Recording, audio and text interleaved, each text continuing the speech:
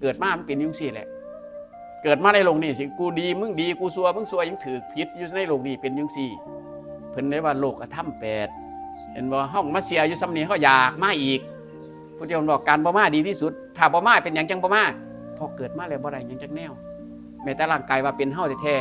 ๆเอาไปถิ่มหนังก็บ่ได้กระดูกก็บ่ได้